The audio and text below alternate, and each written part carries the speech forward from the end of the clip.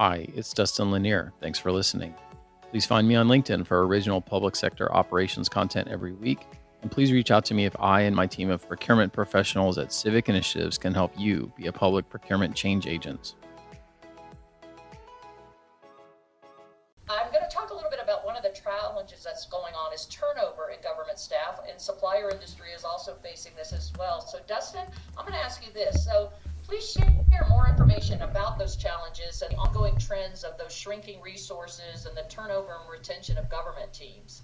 Great, and thanks for having me in your discussion today, Tammy. So as quick context, Civic works with procurement shops around the country via 3 or 4 different cooperative contracts. We are very involved on the actual operation side of public procurement, and I think that 2 things have really contributed to the kind of staffing issues that people have been foretelling for years, but it feels more acute right now, and I think it's a combination of 2 things. One is the responses to job postings that have been put out by public procurement have fallen much further than they used to. I've gotten that kind of feedback from multiple shops that where they used to get X number of postings, they would get maybe a third as many of that. So the people coming in, it's harder to fill the positions. And then I think there's a lot of retirement that's happening that was delayed because of COVID.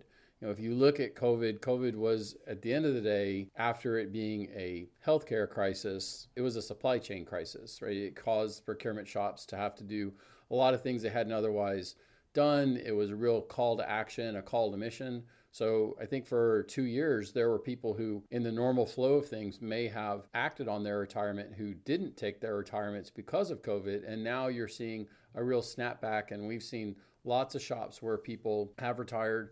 Also because there's the issue around some places being willing to consider hybrid work in a go forward, whereas other entities or municipalities may not want to extend that flexibility. But if somebody for whom that is important, they can do the same job for a different municipality, potentially in a different state, and get that characteristic, you still see a lot of motion and movement of people across jobs. So there's a lot of motion. We're supporting a lot of that through some of our cooperative contracts where we're providing a procurement as a service type of work. I would say generally co-op contracts are a very valuable tool in the face of staff shortages because it should really drive a question to procurement shops. Where can I actually do better than one of the national co-ops, and or what is the actual reason that I am seeking to fulfill this through my own action, through my own paper, versus use someone else's paper?